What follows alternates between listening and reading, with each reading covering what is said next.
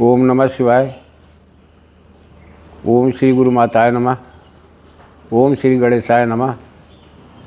प्यारे बंधुओं, आज मैं आप लोगों को एक ऐसा मंत्र दे रहा हूँ कि सभी प्राणियों के लिए, सभी गृहस्थ जीवन जीने के वाले लोगों के लिए, सभी परिवार और गृहस्थ जो भी लोग हैं, पारिवारिक लोग हैं कि उनकी फैमिली साथ रहती है, उनके लिए है। और जो लोग दरबार लगाते हैं उनके लिए विशेष कर है। ध्यान देना इस बात कर। हमारा उद्देश्य केवल इतना है, मैं अच्छी अच्छी चीज़ें आप लोगों को देता हूँ कि जिससे आप लोग अपनी सनातन विद्या के बारे में जानें। हमारे ऋषि मुनियों के द्वारा जो किए गए प्रयास हैं उनकी सार्थकता को पहचानें कि उन्होंने हमारे समाज के लिए, हम जैसे प्राणियों के लिए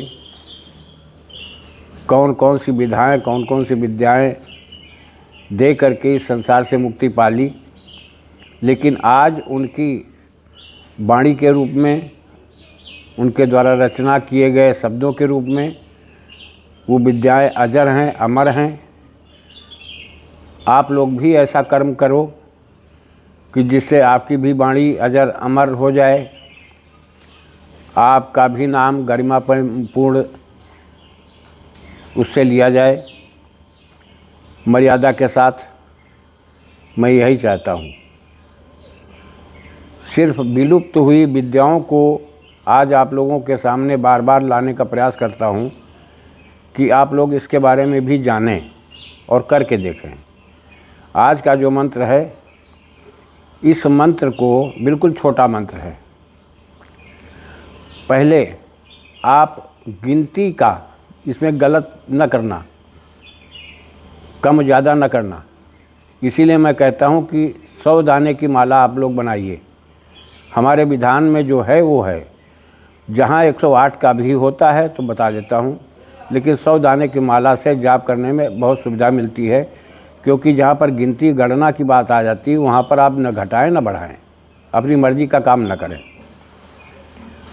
आज का जो मंत्र मैंने दिया है, उस मंत्र को पहले 1008 बार जाप करके सिद्ध कर लें।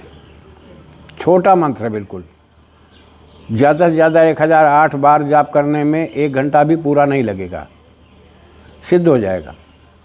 दीपक जलाइए, धूप बत्ती जला दीजिए, सामने जिसकी भी पूजा कर रहे हो उसके सामने भोग रख दीजिए, पुष्प चरणों में अर्पित करिए। उसके बाद जाप करना शुरू कर दीजिए। सफ़ेद स्वच्छ कपड़े पहने, ज़्यादा अच्छा है।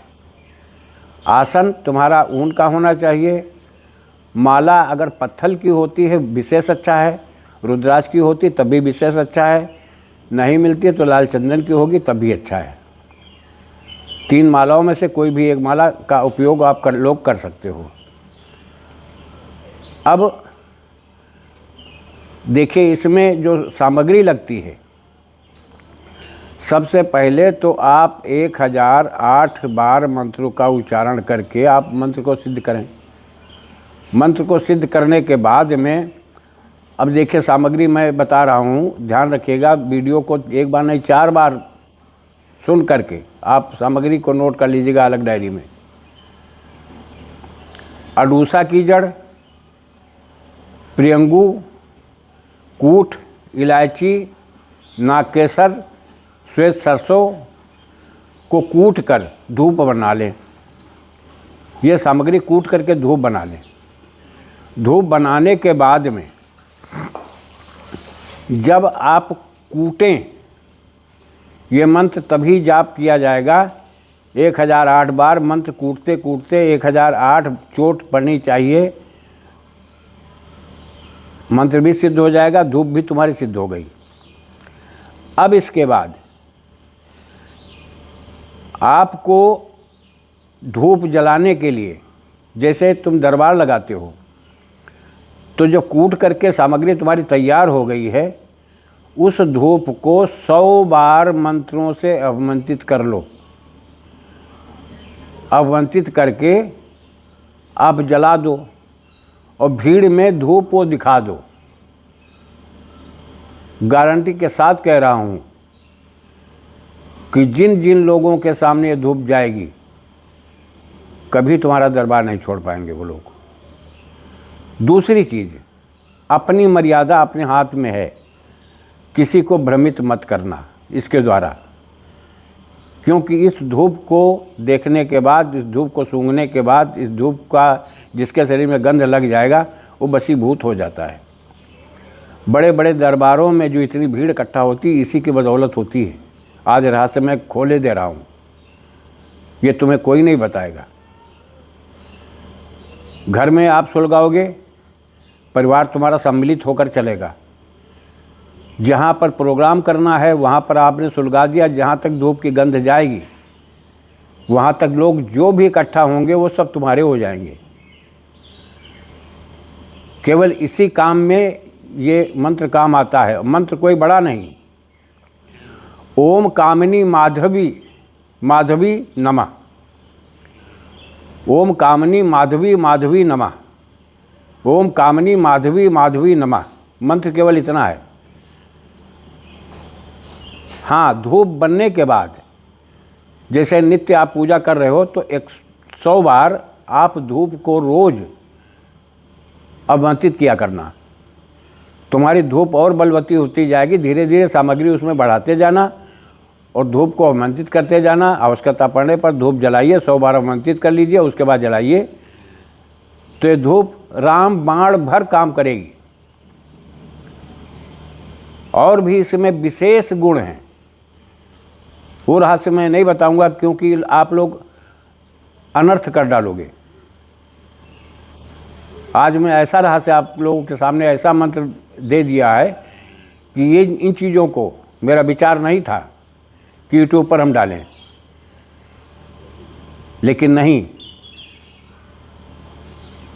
कहीं किसी परिवार में किसी बहन की जीवन बर्बाद हो रहा है, किसी बेटी का जीवन बर्बाद हो रहा है,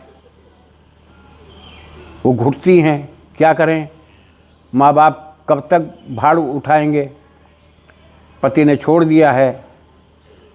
तो ऐसे लोगों के लिए अगर तुम्हारा मेहमान तुम्हारे घर आता है तो भाई मेरे इसको करो, फ़ायदे में रहोगे, लाभ कमाओगे, परिवार सुमत से चलेगा, रिश्तेदार तुम्हारे हो जाएंगे।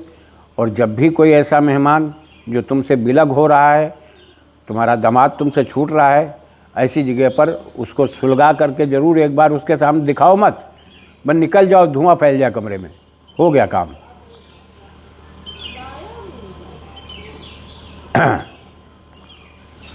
हमारा कहना मानो, इसको करके देखो, ये वार कभी खाली नहीं जाएगा। अगर ज़रूरत मैंने समझी तो इसके अन्य प्रयोग मैं खुल करके बताऊंगा कभी, लेकिन इतना ही काफ़ी है तुम्हारे लिए। इसको करके देखो।